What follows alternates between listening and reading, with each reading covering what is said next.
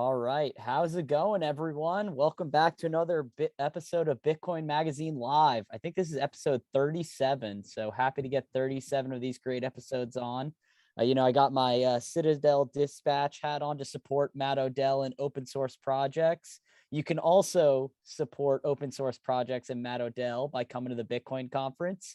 So definitely go to b.tc/conference and use the code YTMAG for 10% off your tickets. Ticket prices will be going up this Friday at midnight, so make sure to get them now before they go up in price.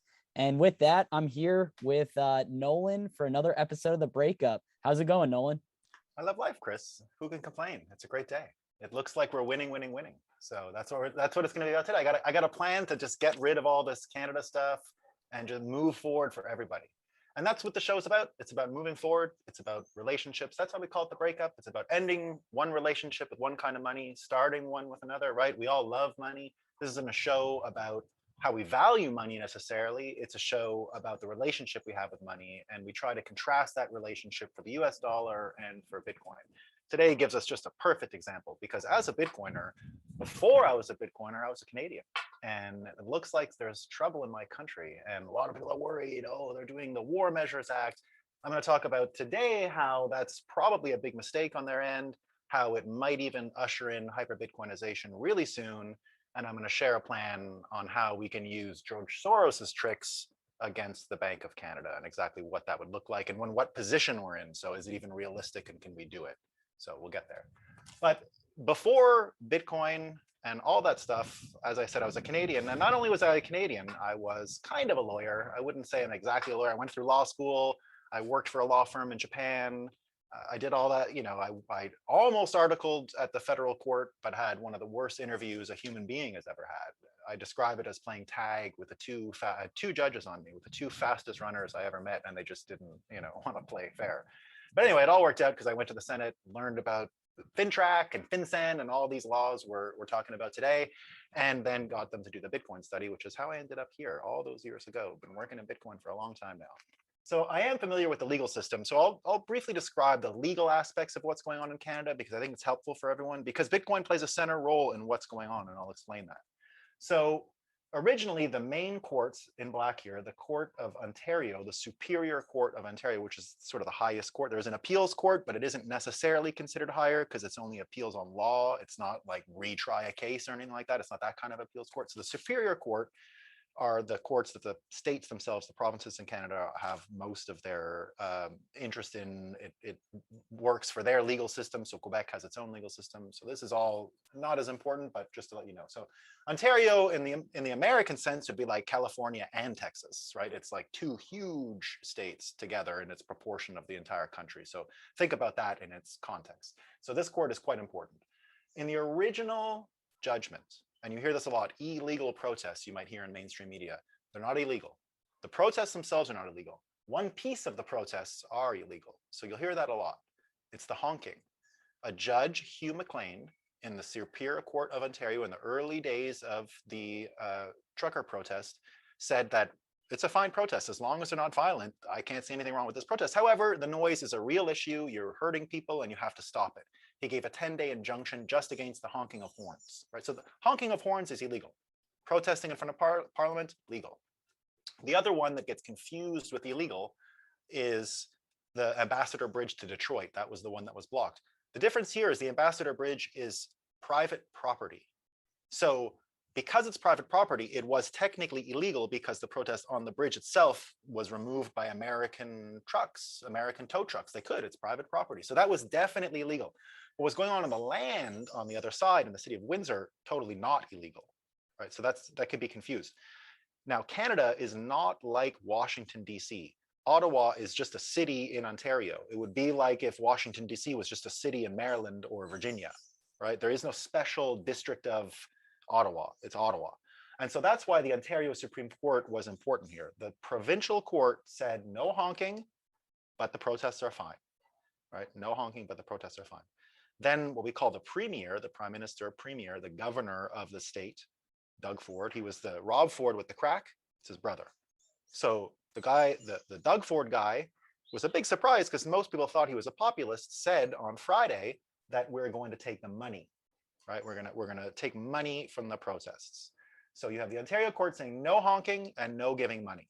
The no giving money piece probably would have been fought in court because it was probably unconstitutional. I'm not going to say for sure, but it didn't look like it was going to fly. In comes the federal government on yesterday with the emergency powers. Some people used to call it the War Measures Act, but they changed the name in the 1980s, Emergency Powers Act, but it's the same law, it's the same effect. Now, what that ended up doing was going into this provincial piece about the no money. And what I said was it being dangerous and probably wouldn't pass. Well, that's why they went and did it. Now, the way that works is the emergency powers require a threshold that's beyond the province, beyond the state limit. So if a state itself can't handle the problem, the federal government can come and do it, but there's a threshold there. So the scale of the protest has to be national, or at least in so many states that that each individual state couldn't handle it. So there's a scale and severity test. So it's a sort of threshold, right? Do the states or provinces have enough tools in their toolbox to deal with this? What they said here is because they couldn't actually take the money here, right? Remember I said they probably couldn't take the money?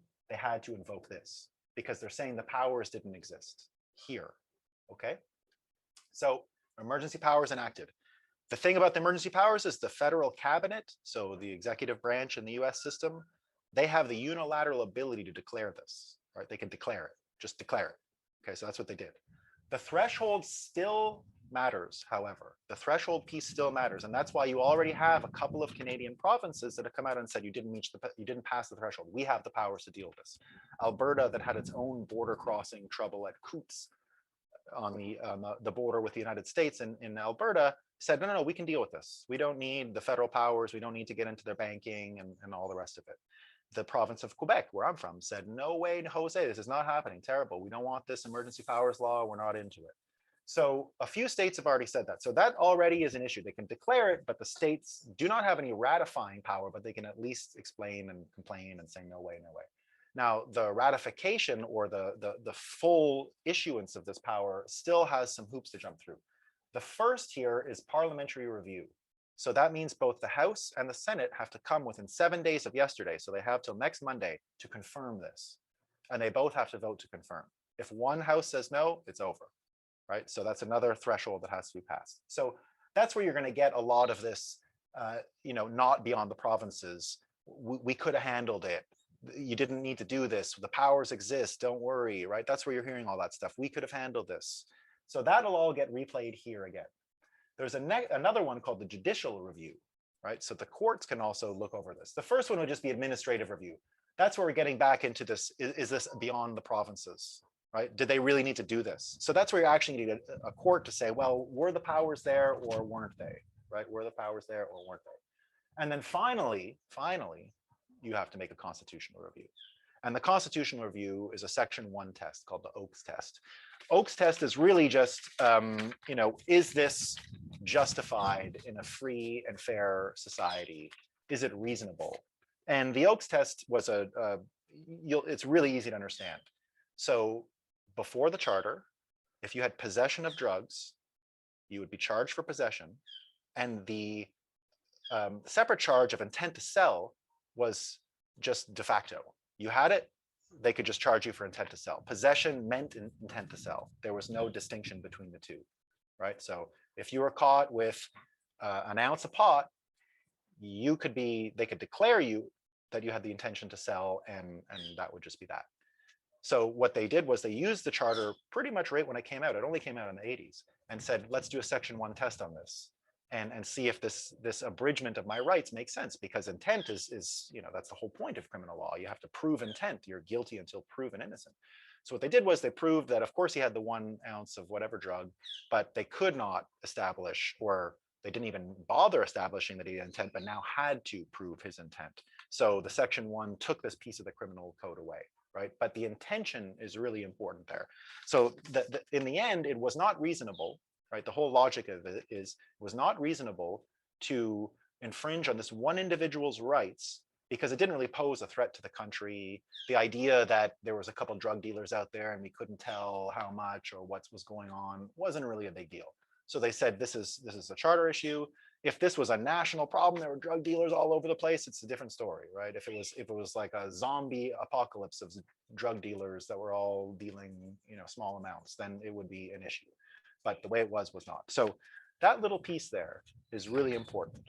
And it's my bet that it won't pass there. It's my bet it's going to have a lot of trouble here and here, and then definitely here.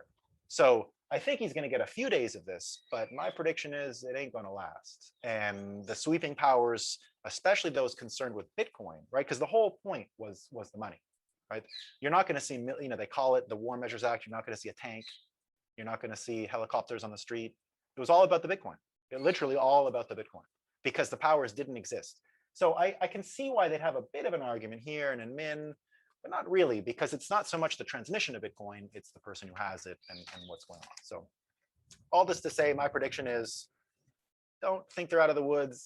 Still think this is the end of Trudeau. I don't think he can survive this, maybe not even the week, we'll see. But things are ticking, and I'm not so worried about the government side of this. I think it's really pushed the sticks and advanced the cause in the opposite direction, because what has to happen next for this to get confirmed is quite a bit, actually. Now, that brings up a great point. I have, for many years now, been considering, if the hyper-Bitcoinization scenario plays out, eventually there's a heavyweight title between the US dollar, the current reserve currency, and Bitcoin. And they punch each other out, and we all have imagined Bitcoin walks away the heavyweight champion of money. But you need a couple title fights. You need a couple warm-ups. You need to get some practice before you take on the scariest money alive. I always thought the Canadian dollar was just the right amount of practice. Canada is in every way one-tenth the population, one-tenth the economy. You can see that one-tenth of the United States in a lot of different ways. Even in QE, the QE in the United States, 7 trillion. I think in Canada it was 500 or 600 billion. It was kind of the one-tenth thing again, right? It was always that repetition of one-tenth, 30-something million people versus 300-something million people. So right away, it's already a pretty nice size to get going. Practice your left hook, practice your right hook, practice your short, practice your long, right? And it looked like that. But I wondered, I'd heard about George Soros running his Breaking the Bank of England, but what did it cost? I don't know any of the numbers, right? It happened a long time ago. It happened in the 1990s. And I wondered, what would it cost to attack the Bank of Canada? And can we do it? Are we big enough now? I think we are. I think we can do it. Let me show you. So in the 1990s, if you don't know what George Soros did, let me explain it real quick. So in the 1990s, when they were creating the euro, they did something called I just want to get it right here, the European Exchange Rate Mechanism, the ERM. And the European Exchange Rate Mechanism kept the money that was going to sync together at a even enough or predictable enough exchange rate. But that limited the ability to move interest rates, because we know that interest rates, right, can affect the interest people have in the money and whether they want it or not, and whether there's a demand for it and what they're going to do with it, right? How much it costs to borrow, all those things. George Soros took a look and said, well, their interest rates are really high. They're like 13 or 14% in the UK. He said, I don't think they can raise them anymore. And it looks like they have a bit of trouble with recession coming. So I think if I just borrow money from them, I can sell it for German Deutschmarks, because they were bound, right? They were bound, they were tied together. And his bet was, if he put enough money in, that eventually it would have to break and that the pound would sink. So that's what he did. In the end, it only took about 10 billion pounds on his end to amass his position. A few others followed. And in one day, when it happened, when they made the move, when they started liquidating all this stuff, when the short was squeezed, it cost the Bank of England all the reserves. They ran out. That's why it ended. They ran out of money to fight the fire. It cost them 27 billion pounds. They started in the morning with 1, and then 2, 3, 4, 5. They raised interest rates 5% in one day. 5% raising of rates and a $27 billion 27 billion pound war chest burned to the ground, and they had to capitulate. They gave up, right? They gave up. That was all the money they had to do the fight, right? That was everything they had. Now let's look at Canada. So that's the way you do it, right? You borrow money in one, right? We've heard Michael Saylor talk about it. That's the great thing about us Bitcoiners and even the shitcoiners, right? The shitcoiners in one of these things, you can think of them. Remember the Lord of the Rings when that ghost army comes in, when Aragorn, if you haven't seen it, Aragorn has to go and get like ghosts and then bring them to fight in the last battle in front of the Pelennor Fields, I guess it was called. And they run it with all these ghosts. You know, those are like these shitcoiners, man. If they come around and start partying, because they learned how to short, they know what a squeeze is, they can get involved if they see money, right? So what you have to imagine is that if it costs $27 billion, because that's what they had, what would it cost to sink the Canadian dollar? What kind of cash do they have? Well, it turns out they've got about 56 billion US dollars. They have 0 gold. They were too clever for that. They got rid of it. They thought it was dumb, old-fashioned tech. So that's gone. So they've got 50 billion US dollars. That's it. That's what they got to fight. Their whole QE program, 2 billion a week, was to buy Canadian bonds. They're the only buyer. They bought all of it, right? And then 2 billion a week. So they've been spending 2 billion a week, so they can afford 2 billion a week, right? They've wound that down as of last autumn, but it's 2 billion a week. Interest rates are 0.25%, the policy rate, the overnight rate, 0.25. It's non-existent, right? So you can borrow from them at 0.25. They've only got about the same. 27 billion is only 46 billion Canadian dollars or something like that. So there's a big, big avenue there for Bitcoiners to mount an attack. What would it take? If Bitcoin exchanges got together and say offered a deal on Canadian dollars, right? It was a fire sale on Canadian dollars, right? You would attract enough interest from around the world, I think, to get the ball rolling. And if it only costs $50 billion, I think we can get it together. Might not be today, might not be tomorrow. We could probably try it today, right? We could probably try it today, but it would only cost $50 billion. And then, of course, the two scenarios happen, right? You borrow, you buy. Either they can fight it or they run out of reserves. And as I said, they've only got 50 billion US tokens on hand to fight this fire. Can we come up with 50 billion US tokens to fight this fucking thing, right? Can we call up the Tether guys or something, right? Let's get on it. I think we can do it. I think we're big enough now. And we need the practice fight.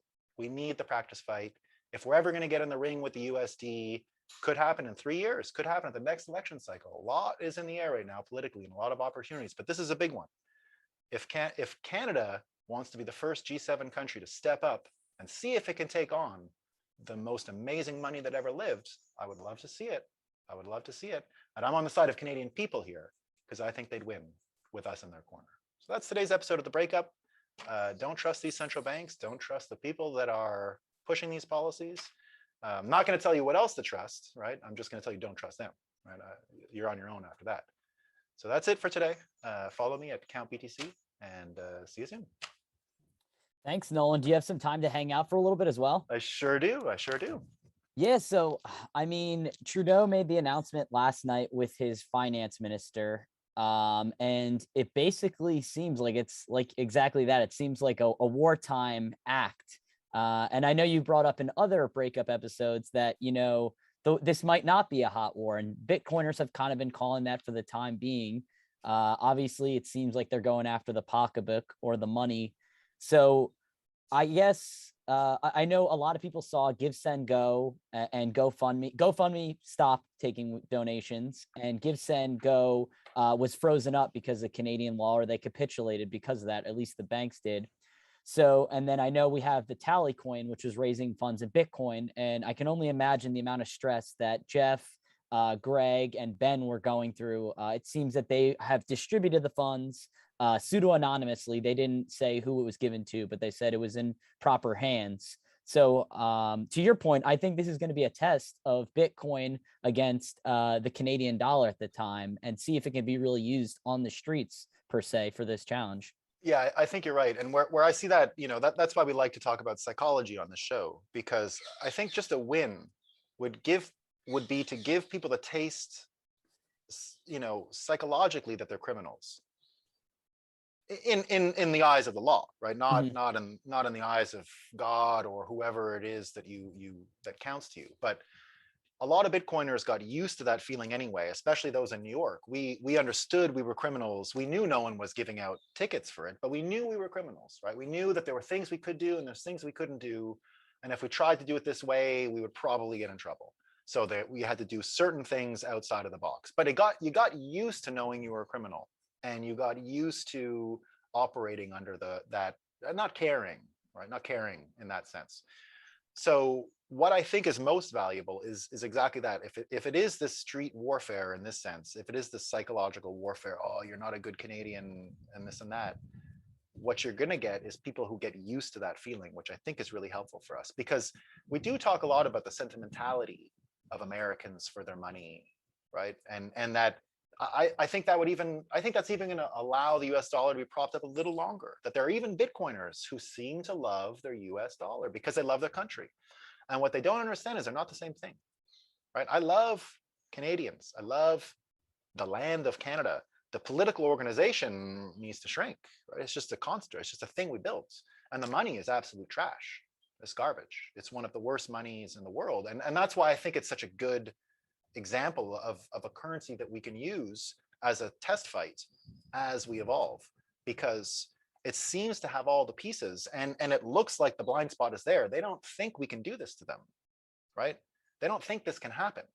But all these people who learned about finance and trading and saving and markets and infrastructure and shorts and all this, all the degens on BitMEX are actually a super powerful army now, right? I mean, super powerful. If FTX and Kraken and Coinbase decide that they want to crush Canada, I think they can do it. The bank, right? The bank.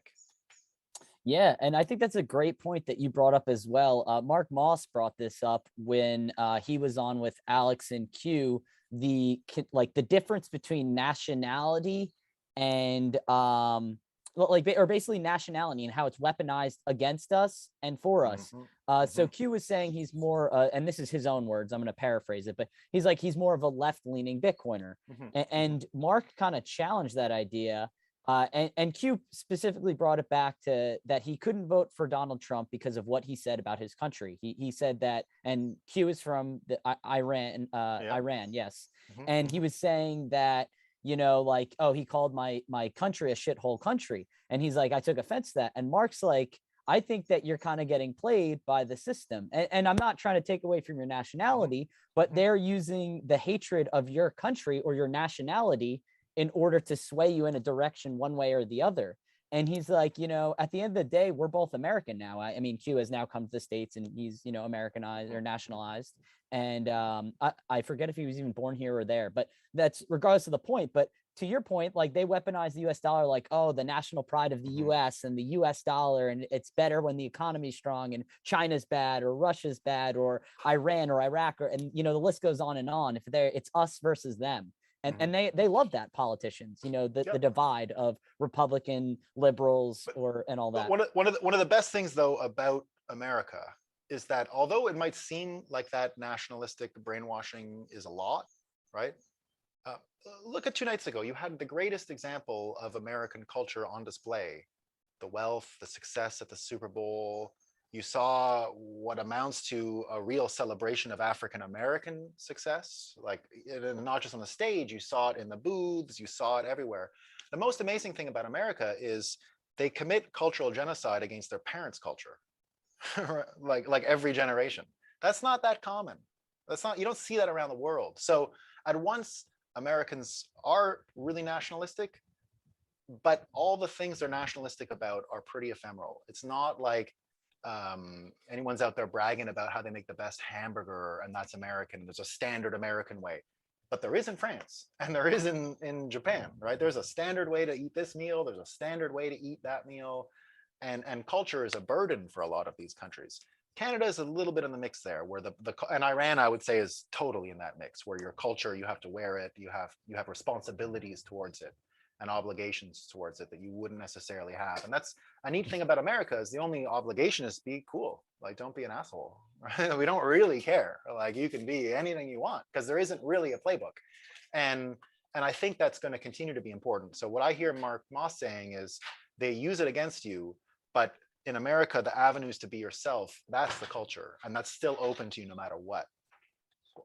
Other countries, that's not necessarily the case. Canada, a little less than the United States.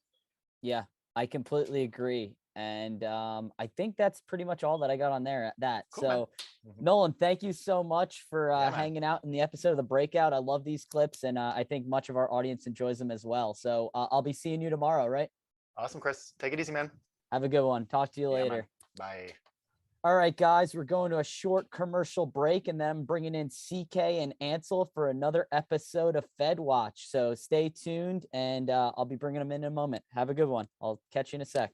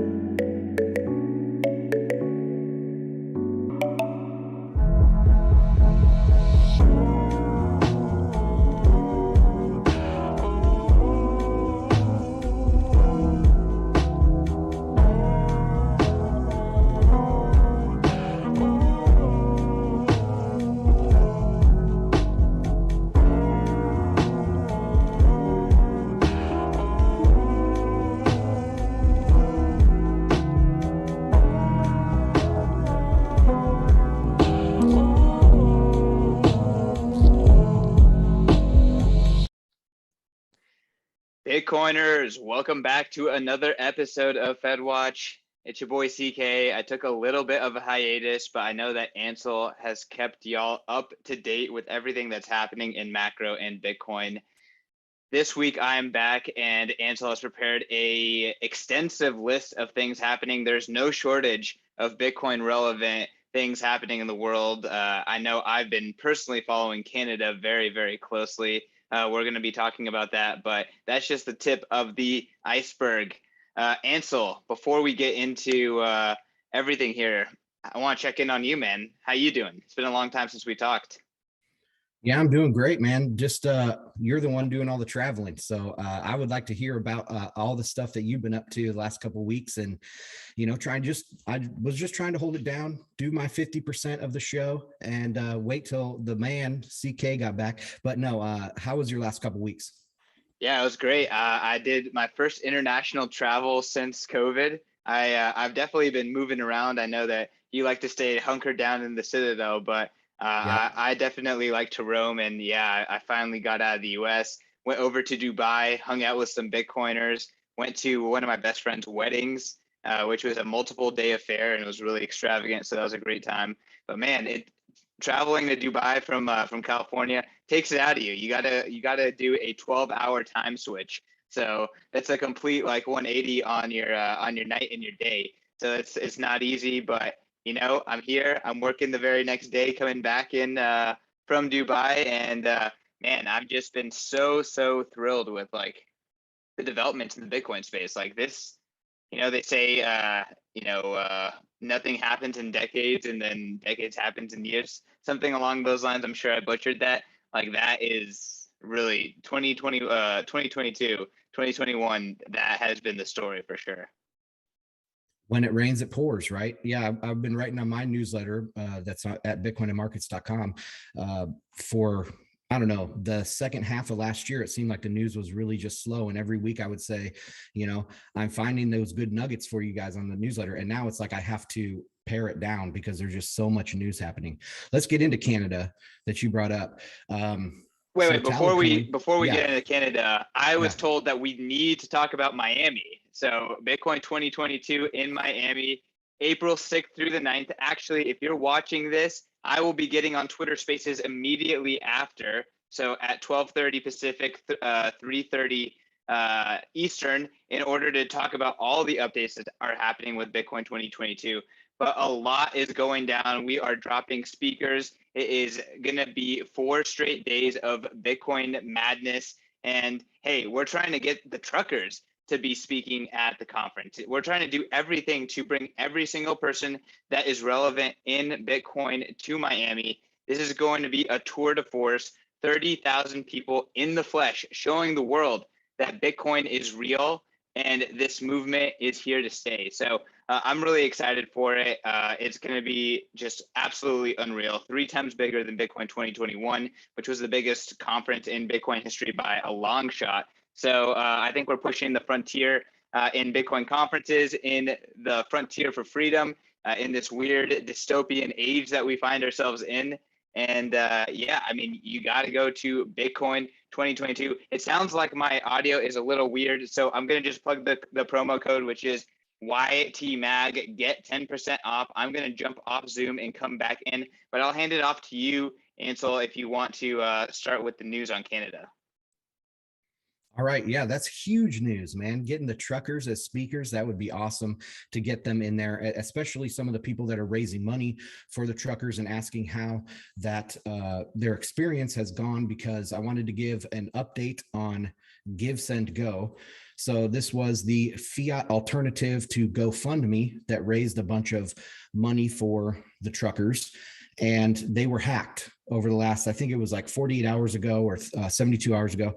They were hacked and they leaked a big list. I think it was 90,000 donors, how much they donated, their addresses, their emails, all of that stuff was associated with their donation, including, I think, picture IDs, some of the files from their picture IDs. So this was a major hack that didn't look good for Give, Send, Go. They kind of, the story behind this now is they were ordered by the court to freeze those funds. But Give, Send, Go is an American company, and so they said they're not going to freeze the funds. And they started to disperse the funds or distribute the funds to the truckers. Well, they have to distribute those funds to a bank. So the Canadian banks were freezing the funds as soon as they got to the bank accounts from Give, Send, Go. So even when you use an alternative to GoFundMe, like Give, Send, Go, which is much more freedom oriented, they still can't get past the government blockade on the banks in Canada. So that is a big development. Of course, Tallycoin is a decentralized service that people can run donation drives or campaigns on, and it raises Bitcoin. You can send it on-chain or Lightning Network, and they've raised over $1 million worth of Bitcoin for the truckers. Then when this emergency thing came out just the other day or yesterday, I think, the Emergency Act, the campaign on Tallycoin went dark. So that is kind of, I know Christian has some updates on this. If his audio is back up, I'll let him touch on that. Or Chris, do you have, oh, there he is. Do you have some updates, Christian, on the Tallycoin? I'm not hopeful that my internet is better. How am I coming in? Okay. So, we can understand you. Yeah, I mean, the update that I know of is that, obviously this emergency act is wide ranging and, really removes any sort of kind of like court or legal protection from anyone involved. And it reaches to Bitcoin. So obviously the well-known Bitcoiners who were key holders, who had already kind of distributed their keys to other people prior to this happening, got really spooked. So it's just really wide ranging and scary that, the Canadian government could do something like this. It's an emergency action using like legal authority that has never been used before. So this is like for super, super, super serious things, and it's never been used before. nothing has met the criteria to legally do it. So it's just precedent setting, and it's just insane that it happened, from what everyone can see is a very peaceful protest with significant support. And here's the crazy thing is Trudeau is saying that these people have like fringe unacceptable views, but these views are views that have now been adopted by several Canadian provinces, as well as the UK and several other nations across the globe. They're partners. So these aren't fringe, their demands aren't like fringe demands. Like this is widely used and accepted policy by many. So it's really insane that this is happening. But yeah, given that context, obviously the key holders are spooked. They took down the Tallycoin page. I believe they moved the funds to different wallets. So I would not recommend donating to previous donation addresses, although theoretically Bitcoin works that way. We don't know if they still have access to the quorums and stuff like that. Maybe they burned those keys for liability purposes. So I probably wouldn't donate to random addresses unless you are actually coordinating with someone on the ground. But I put out a tweet saying that Trudeau and the Canadian government effectively took the nuclear position here, right? Like they went full nuclear 2 weeks in. And once this movement goes completely on, I guess a separate system, the Bitcoin system and P2P, literally people showing up and handing them aid and food and fuel. Once it goes full P2P, this movement becomes much, much harder to squash, right? So really Trudeau went the nuclear option right at the beginning. He showed he flexed all of his muscles and the very next day, the police chief of Ottawa resigned. So I don't know where the context fits in there, but I do not think it was a good political move by Trudeau, and I actually think it in the long run it makes this movement even more powerful. I hope I came in all right for that. Yeah, we had you. Also, they had a vote in their parliament yesterday that was saying, "Hey, how about just a simple deadline? That's all we want is when will these mandates end?" And it was voted down barely. It was a strictly partisan vote, except one liberal voted for the motion, but it still got voted down. So yeah, it's a fringe idea that is 60% of the people, and including 40% of the politicians agree with this. So yeah, it's totally not a fringe idea. They're just painting it as insurrection and occupation and all that. Now, interesting part of the Give, Send, Go controversy here is that Give, Send, Go is an American company, and in the hack release, the data dump, 35% of the dollar amount was from U.S. citizens or U.S. sources. So then that enables the Canadian government to say, "Oh, look, this is foreign sources of funding to fund this quote unquote insurrection." I mean, it just gives them more ammunition when it is this cross-border type payment stuff. So I don't know, it's heating up, but it seems to be like getting to a climax this week. Most likely, I think this will come to a climax, and we'll see what happens where the dust settles. So Chris, I was going to say, Chris, do you have anything to add there? No, go ahead. Sorry, Chris, go ahead. No, nothing really to add there if you guys want to keep going. Well, we had that clip. Would this be a good time to play that clip of the deputy prime minister? And she's talking about how they are all, going to clamp down on this financing. Yep, we can play the clip right now. So it's a short, I think a minute 15 clip. So we'll play that clip right now. Stay with us, and then CK and Ansel will analyze it. So hold on, folks. First, we are broadening the scope of Canada's anti-money laundering and terrorist financing rules so that they cover crowdfunding platforms and the payment service providers they use. These changes cover all forms of transactions, including digital assets, such as cryptocurrencies. The illegal blockades have highlighted the fact that crowdfunding platforms and some of the payment service providers they use are not fully captured under the Proceeds of Crime and Terrorist Financing Act. Our banks and financial institutions are already obligated to report to the Financial Transactions and Reports Analysis Centre of Canada, or FINTRAC. As of today, all crowdfunding platforms and the payment service providers they use must register with FINTRAC, and they must report large and suspicious transactions to FINTRAC.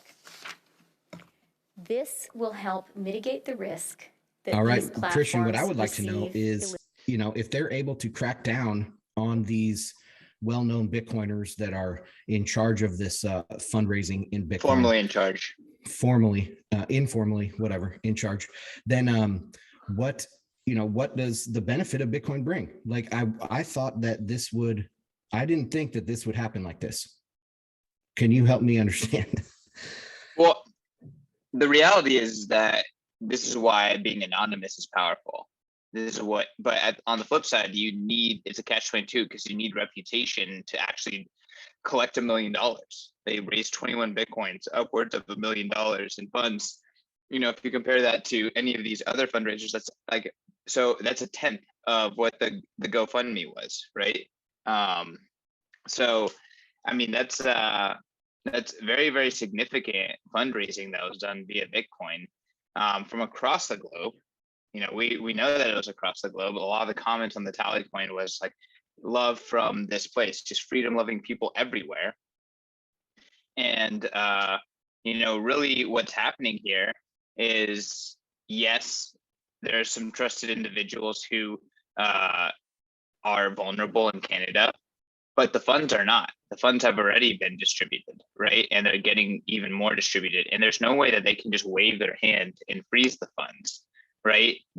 So they actually have to go do police work and crack down. And again, if this is anti-fragile as I think it is, and if they do it truly peer-to-peer and avoid centralized services, it's just going to be very, very expensive and difficult. And honestly, I just don't think that any of these institutions are actually competent enough to clamp down on this Bitcoin. So we'll see what it actually looks like in practice. But I guess that's my take. That's the Bitcoin difference, is that now they can't just go voila frozen. They actually have to work for it. Yeah, that's what I was trying to get into deeper. Is so Give Send Go didn't freeze in the US, but the banks froze in Canada. So, I mean, there's so many touch points in the traditional fiat system that you have to be able to jump through these hoops. You have to jump through, where Bitcoin, I guess, is one point of failure. And that would be like your public persona, your public identity out there on the internet. And that can be mitigated. I mean, I think that in the future, you might have big names like lending their support to a certain movement, but then the main people behind it will be anonymous. So, there's lessons for sure in Bitcoin, or for Bitcoin and the Bitcoin community in this whole thing. So I think it's great. And Bitcoin's going to come out stronger in the end. Should we jump on to the Federal Reserve? I guess just one last thing here is the beautiful thing about this trucker movement is that it's not just in Canada and it's not just in Ottawa. Is that really what happened is this was a spark, and it sparked it everywhere, right? And we're seeing across Europe regulations being taken away at the very thought of truckers convoying, because they don't want to deal with this. Like, it's actually a logistical nightmare. They are a tour de force, truly. All of these truckers and this heavy machinery is a tour de force, and them occupying space and holding their ground. Like, governments don't want to deal with it. It's just easier. Like, all these governments just want what is politically expedient. Even this emergency order, it's literally the most politically expedient thing that Justin Trudeau, thinks he can do, is instead of address them, just call it illegal and freeze all the accounts. It's all about political expedience. It's all about ease. And, these politicians are lazy. They don't want to be confronted. So this works, and we're seeing it, light fires across the globe. And I'm just thrilled to to continue to follow the developments, not just in Canada, but everywhere. Yeah, I have one thing to add before you take over, Ansel. I know certain people talk about various attack vectors. Obviously, us being Bitcoiners always harp on the money being one of the most important. But I guess, correct me if I'm wrong here, but I believe in the infrastructure bill when it passed in the tail end of 2021, there's talk about they want to go to fully electric, and a lot of the ESG movement was in that bill. And now, for better or worse, whether you believe in that or not, I believe there was a line in there that says by 2026, all electric cars going forward have to have a kill switch, meaning that, that you are opposed to whatever the political party, whether you're speeding or whatever, if you're doing something illegal, it's a way that they could stop your car. But, that can expand much further than just acting a moving violation.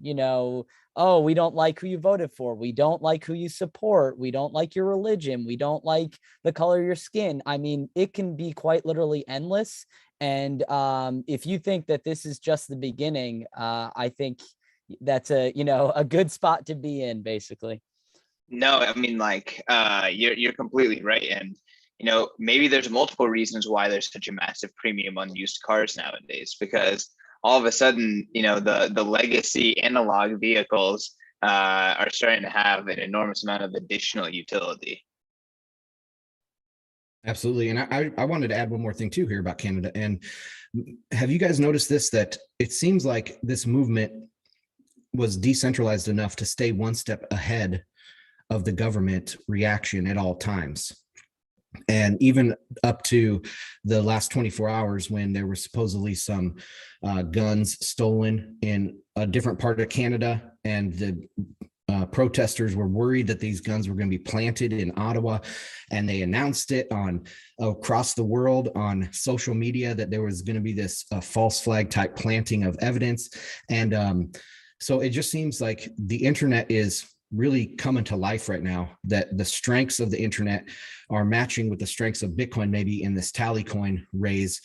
And yeah, I think it's a beautiful thing. Any comments on staying one step ahead? I think that's a fantastic observation, Ansel. And again, like, man, your ability to really hone in on the signal is really incredible. But you're completely right. And even if you think about the tally coin thing, like, the tally coin thing started 3 days after the convoy landed in Ottawa, right? The GoFundMe had not been frozen yet, but there was already some signs of trouble and mischief there that you couldn't trust GoFundMe. And here's this Bitcoin solution.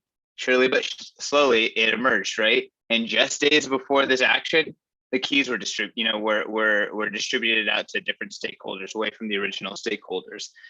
So it does, and so on and so forth. And like you said, the truckers being on top of the planted weapons, and even the responses to like the fuel canny and different just measures by the police. It's been extremely, extremely tactful, intelligent, and it just always seems like these truckers are 1 or 2 steps ahead. And you can see the frustration in the authorities. It's just not easy. Why aren't you going home yet? Yeah, I think we always joke that the internet remains undefeated, and Bitcoin follows very similar to the internet in terms of adoption, use case, and importance, and kind of the only other thing in the world that's truly decentralized. I know because the internet's been around much longer, but it makes you wonder, not to go down a conspiracy theory route, but what would 2001 been like if the internet was fully developed as it is today? Or 2008, social media was just kind of coming around. It's kind of like we've seen these tricks, and we've seen these tricks before, basically, is what I'm trying to get at. I don't know. See, this is where I don't want to like tout us too much, because we're still in this shithole of a mess 2 years later. It's 2022. So we're about to hit 2-year anniversary of lockdowns in the US. So I don't want to give us too much credit, but finally, thank God for this movement for sparking, the courage to do something across the globe. Absolutely. All right, let's get into Fed news here. Do you want to play this clip from Jon Stewart, or should we go into the CPI? I know we're going long, but we got to keep watching it, and maybe this is helping Chris out, who's running solo on the show. So keep going with the longer clip. All right. Yes, this clip is absolutely incredible, y'all. Like, the world is waking up. They are starting to ask the questions and going down the Bitcoin rabbit hole. They are. Yeah, everyone knows who Jon Stewart is. He had on Thomas Hoenig, I believe you say his name, Hoenig. He is a former president of the Kansas City Fed for 20 years. He stepped down in 2011. Then he went over to the FDIC, where he was vice chair until I think 2018 or 2019 when he stepped down. And now he's doing some, academic work of some sort. But he was on Jon Stewart's show, and I wanted to set up this clip here a little bit. Jon Stewart is like, well, what is money? Can we just print money? Are you saying we just print money? He's like, yeah, we just print money. The Fed is the only institution in the world that can print money. And I'm hearing this, I'm like, well, what about commercial banks when they make loans? So I already at the beginning, I understand that this is a wake-up call to Jon Stewart and to a lot of Americans and stuff. But even in this clip, I think Hoenig has a long way to go to explain. And the second thing I want to set up right before this plays here, the first half of this clip, is Jon Stewart is having a hard time understanding why they can't just print money to pay off the debt. And Hoenig keeps trying to say it's just an asset swap. We're just swapping one debt for another debt. It's not paying. We're not really printing money. We're printing debt. And that doesn't sink into Jon Stewart. But anyway, okay, I think that's enough of the setup. Let's go with the clip. All right, clip's about to play now. How much currency that has been sort of created out of thin air has been added into this economy through the Fed? What would you put as a figure? Would it be 6 trillion? Is that too much? It would be, 6 trillion in terms of deposits with the banks and currency, be 6 to 7 trillion. Okay. That they're just injecting into it sort of out of nothing. Out of nothing. They're the central bank of the United States. Now, think about it. The central bank of the United States is the only institution on earth that can create dollars and pay for assets out of nothing. It's alchemy. They're Rumpelstiltskin. Well, yes, in that sense, yes. And they've been given that authority by the Congress of the United States for purposes of dealing with crises, for example. What's to stop us from creating I used to make fun of Paul Krugman for his idea of $1 trillion coin. Now I feel myself saying, hey man, well, let's just get $10 trillion coins, give one to China, one to Europe. Are we square? Good. And then we start again, because this whole thing seems manufactured. Okay, who receives the money? All the people that own the debt of the United States. So that money would be received by China, by Europe, and all the debt holders. Okay. All you're doing there is changing one debt for another, because the printing of the money is a liability, is a debt of the Federal Reserve System. That dollar, that liability that the Fed created, it's now owed to China. No, we give it to, what I'm saying is we're giving it to them now and saying, we don't owe you that anymore. Here it is. Yeah, but they have, what do they have? What did they get? They have $1 trillion. $1 trillion of Fed liabilities. Of money. Money that we printed, yeah. Right, and that's a liability of the Federal Reserve. That's debt. And then they forgive themselves, and they just burn it. Then they just say, you're okay, we like you, good luck. I don't think China's in the business of doing us any favors right now, and I don't think Europe is either, for that kind of, because why would they take the loss? Why would they take the loss? I guess I'm confused as, if we can print money, you just said we're the only... We can buy an asset. Okay. Any asset. What 20% inflation print is going to do. Yep. So we're back. That was the first half of the clip. It's pretty insane. It just reminds me of Mint the Coin was going around probably half a year ago at this point. Mint the coin. Mint the coin. If you guys want to take it away now. Yeah, no. I mean, imagine what a 20% inflation print is going to do. So there's people are asking the questions. This is an insane clip.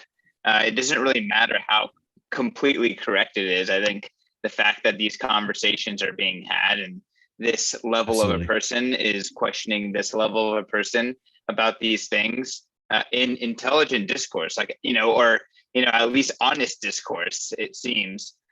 So one, I love the format, and two, the fact that this is happening now, and you can see like the decentralized broadcast movement in play, right? Ansel brought this up as like how technology is helping this happen. They're hanging out in their living rooms with their mics and they're good to go. They're creating content that is changing the world. And, again, just seeing them talk about mint the coin and why can you make money, but you can't use the money in these ways. Like, I don't get it. Like, how does the system work? This first half of the clip was just absolutely incredible. And I think the second half is even more incredible, honestly, Ansel.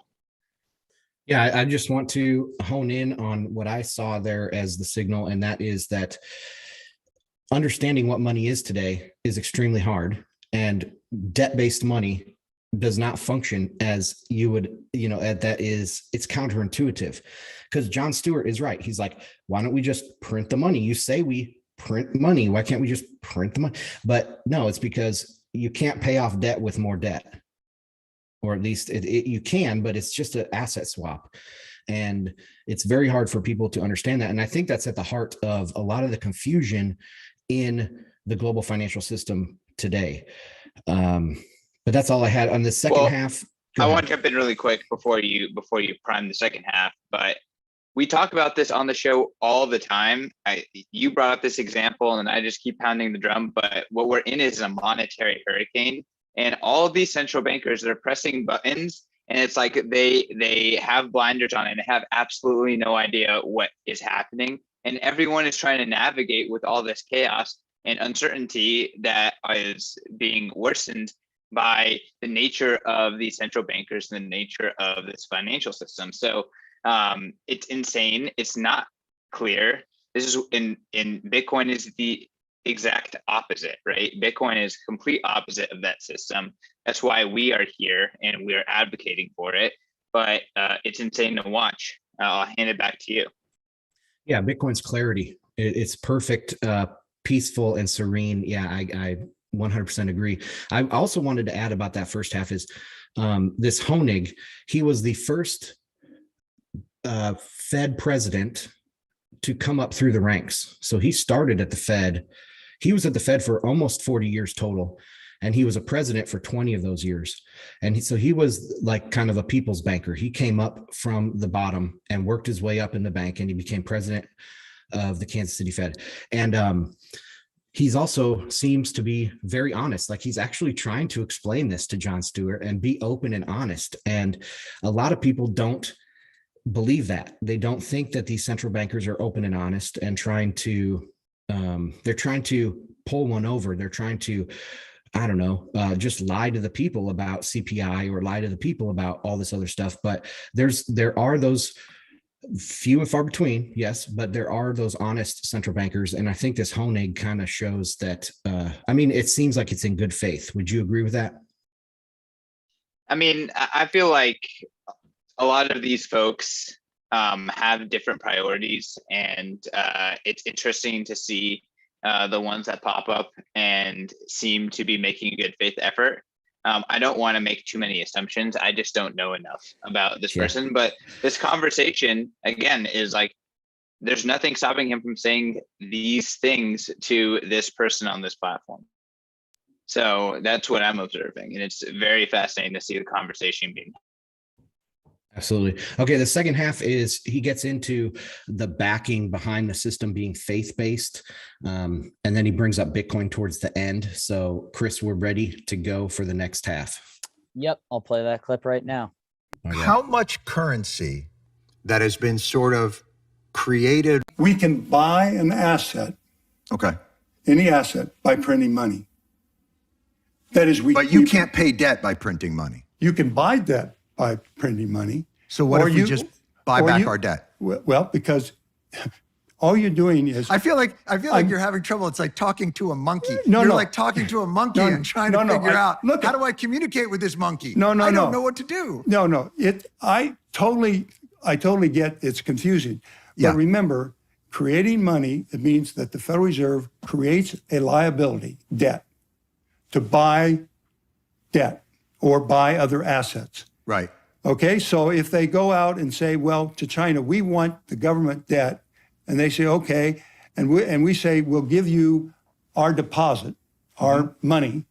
That we've printed. Right. China says, fine. What kind of interest are you going to pay me? It's just another form of government debt.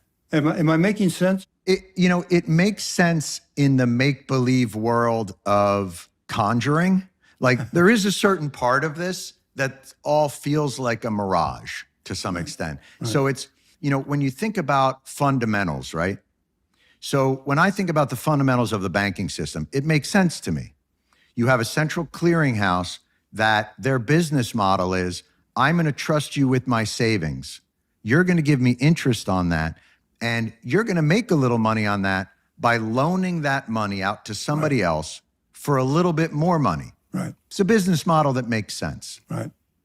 When we start to get into, I'm printing money to buy bonds to artificially keep those interest rates low, it makes less sense. So it's hard for me not to think of, well, why can't we just buy back our own debt so that we owe it to ourselves? And if you owe it to yourself, then it no longer can be weaponized by a foreign power or even by us, because you can create a different paradigm of what that debt looks like. Right. So it's hard for me when sometimes the rules of the Fed are explained. It's a little like saying, yes, you can levitate, but you cannot spin around. Do you know what I mean? It all seems sort of fake. Well, it's a fiduciary system. It's all faith-based, right? Oh, my Lord. Yes, you got to have confidence in that currency, in that dollar, because there's nothing backing. There's no gold backing. So it's in some ways, it's a mass delusion. Well, that's a harsh word, but so long as you have faith, yes. Well, you might see it today. Right. In terms of, with all this printing, you see these cryptocurrencies, these Bitcoins. Right. Which are basically virtual currencies. And faith-based to some extent. And faith-based. We're back. That was it's crazy. Clown world. Faith-based Christian, you got a comment? Well, he's right about the faith-based nature of the existing system and the faith-based nature of the cryptocurrency space, but he's wrong about Bitcoin. So I think that the world right now is, thinks everything is like itself. Everything nothing has changed. Everything is still fiat. And they're about to realize that Bitcoin is not, and Bitcoin is a completely different beast. And Bitcoin is very, very real. So I think that that's something that Bitcoiners have been talking about before, is that this awakening that Bitcoin is not optional has yet to happen, and it's kind of happening slowly but surely. I think Canada is a great example of that. But it's incredible, again, to see, on the flip side, the positive side, the silver lining of this conversation is like, he is talking honestly about the existing system and trying to explain it to Jon and saying like, hey, look, like, this is why we can't do everything you want, because we have to maintain the faith. Like, they have to still have the faith that, we're not going to just, make up the rules without any sort of constraint. So it really is incredible to watch. And, there's not much more that you have to say. If you just watch that clip, it really says it all. Yeah, I want to comment on the difference between a commodity money and a credit-based money. So yeah, credit-based money is totally based on faith, like he said, because if I don't have faith that, what's the value of that loan that I made to you if I know you're not going to pay it back? It's zero. So yes, the value of the backing of a credit-based currency, that is faith-based, but the value of a commodity money is not faith-based. So gold, there's gold there. That is the gold backing. With a Bitcoin standard, there would be Bitcoin backing it. So there is some faith that my counterparty is good for it, but the entire system is not based on faith with a commodity money. It's based on the actual backing of the currency. So I mean, people need to push back on that, because yes, it's even in the Bitcoin space. I hear this all the time that Bitcoin, all money is an illusion, a shared delusion, but it's not, because I can actually see my Bitcoins in my wallet, send them to somebody else. They can receive them with gold. I can hold it in my hand and stuff. So, that's not an illusion, right? Bitcoin is not an illusion. Bitcoin, I completely agree. Bitcoin is so incredibly real. And what Bitcoin is a physical network of distributed keys and hardware. That's it. And that is a really real thing. So Bitcoin is by no means faith. It is utilizing a very real network, and that network is growing by the day, and it's absolutely incredible, and it's about to eat the world. Like, the entire world is going to be running on this network, and then tell me that it's faith-based, right? This is extremely real and is connecting everyone together, and it's extremely distributed. Again, like, where are the keys to those Canadian funds? Who knows? Good luck finding them. All right, let's get into CPI here, wrap up the show with some kind of, I guess this is just going to be a jumble of Fed news. So the CPI in January hit 7.5%, and everyone started panicking, right? Everyone was like, oh my God, the Fed is going to have an emergency rate cut. And they had an actual emergency meeting yesterday, but nothing has come of that. They said, we're still planning on moving in March. We're not going to do some emergency rate hike. So that kind of passed. The market calmed down. The probability of a 50% the probability of a 50% rate hike, the probability of a 50 basis point rate hike in March has dropped dramatically. So it looks like they're going to just maybe in March, raise that 25 basis points each meeting, but there's no kind of rush to this inter-meeting rate hike. I have some more links for that. I'll include in the show notes so you guys can read up on your own. Do you have any comments on that, or should we go into the Raskin update? I think the Raskin update is going to be a lot more interesting, but I just want to point out of the continuation of the trend that we have been pointing out, which is that, this is all about managing expectations, managing impressions, maintaining the faith. So, oh my God, this huge print, we have to have an emergency meeting. Again, it's almost like a ceremony of like, oh my God, something happened. And then, okay, we're going to continue on our existing path.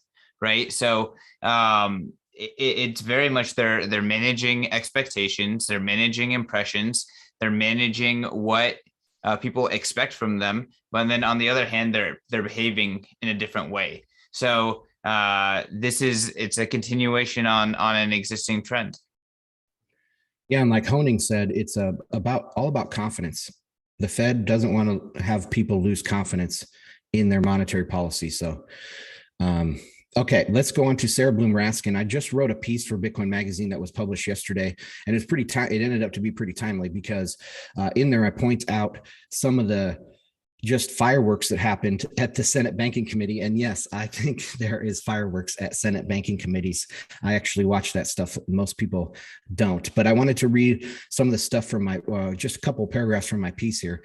The real fireworks started at 1 hour and 55 minutes into the meeting, into the Senate Banking Committee, when Senator Loomis of Wyoming, a friend of Bitcoin, took the mic and absolutely grilled Raskin about Federal Reserve master account access and her possible indecent connection to the one and only fintech company with a master account, which received that master account while Raskin was on its board in 2018.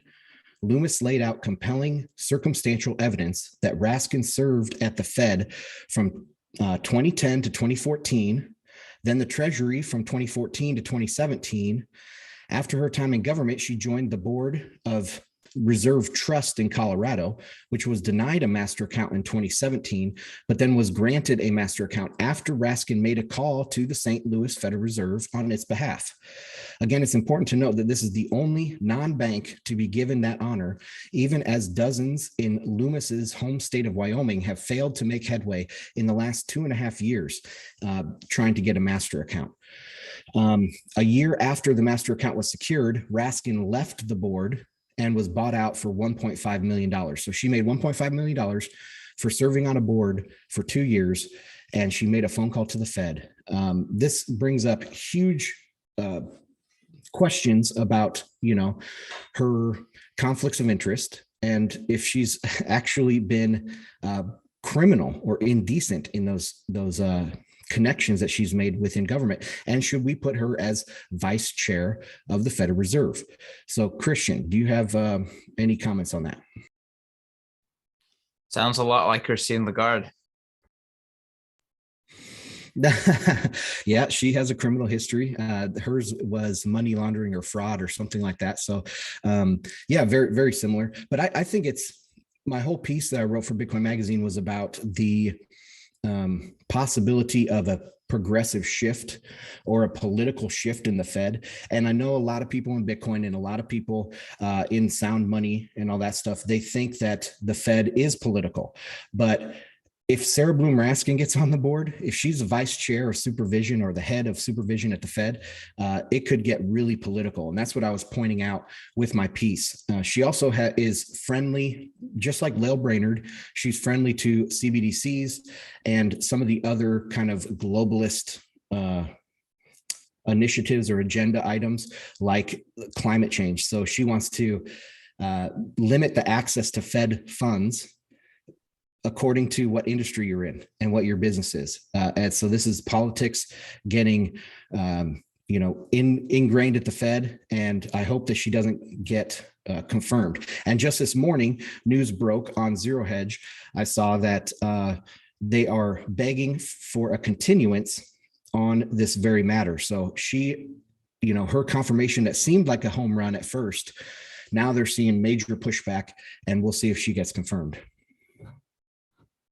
Yeah, so I mean, just to add a little bit additional color here is, again, this is typical behavior. We've seen this across different spectrums, across state, local, corporate, everywhere. This happens. A great example of this is the BIT license in New York. The guy who created the BIT license, he went and then served over at first Ripple and now at NYDIG. Which is, everyone's favorite big hyper Bitcoinization company now.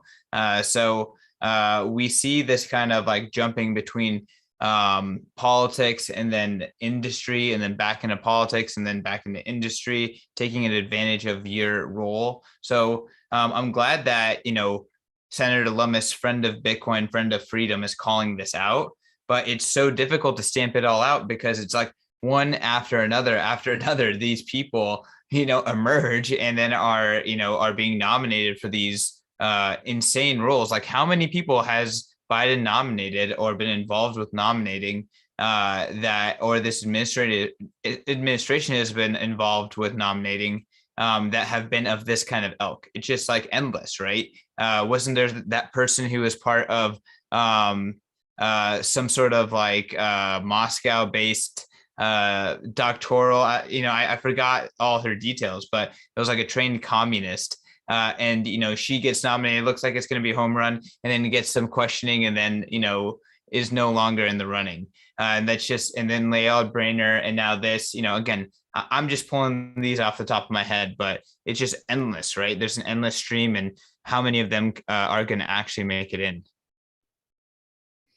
Yeah, I think that the internet is being successful at pushing back a little bit on this. Nobody would have known anything about the vice chair at the Fed except for, insiders in the banking industry. But now with the internet, we know this. We know her past comments on monetary policy and stuff like that. So I think it's a big win that she's at least getting some pushback.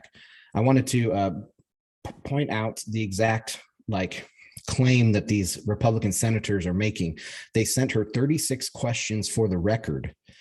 And on these 36 questions, she claimed she, quote, did not recall or was, quote, unaware.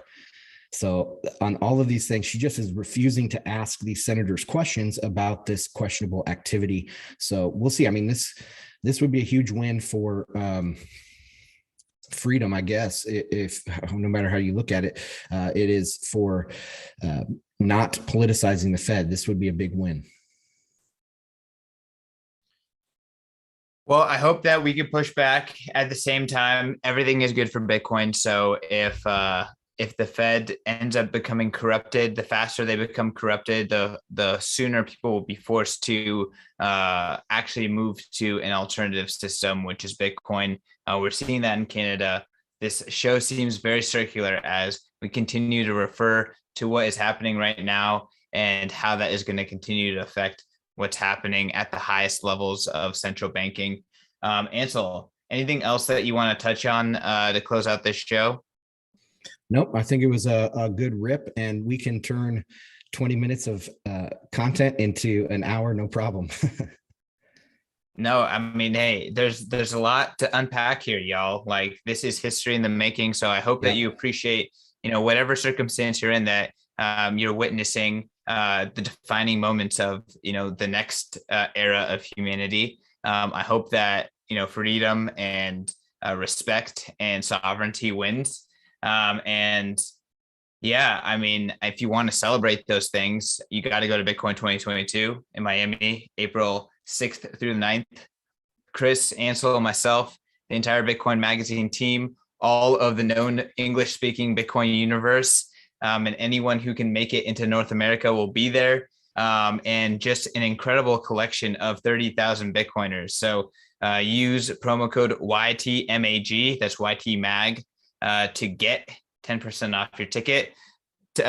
Tickets go up in price in 2 days. So get your ticket now, use that promo code, buy in Bitcoin for maximum savings. So use something like Strike or an exchange to maximize your savings. You save hundreds of dollars if you pay in Bitcoin. So we want those sats bad. And come to Bitcoin 2022, be a part of history in person, and continue listening to this great show and this great analysis over on Bitcoin Magazine Live on YouTube, on the FedWatch podcast app or podcast feed. And follow Ansel at Ansel Lindner. Follow me at CK_snarks. Chris, Ansel, any last minute messages, or should we run the commercial? Go to bitcoinandmarkets.com, sign up for my free weekly newsletter, covers all the important sectors of Bitcoin, and I touch on macro events as well. Thank you, CK. Thank you, Ansel. Thank you for everyone who's watching on Twitch, YouTube, LinkedIn, Twitter, you name it. Thanks so much. We'll be back again tomorrow at 1 p.m. Eastern with Jameson Lopp talking about his article, Swatting the Swatter. We will also have another episode of The Breakup with Nolan, followed by the deep dive with all the usual suspects of CK, Dylan LeClaire, and Sam Rule, breaking down their analysis of on-chain metrics. So guys, thanks so much. Have a great one, and make sure to get your tickets to the conference. CK, anything else to add?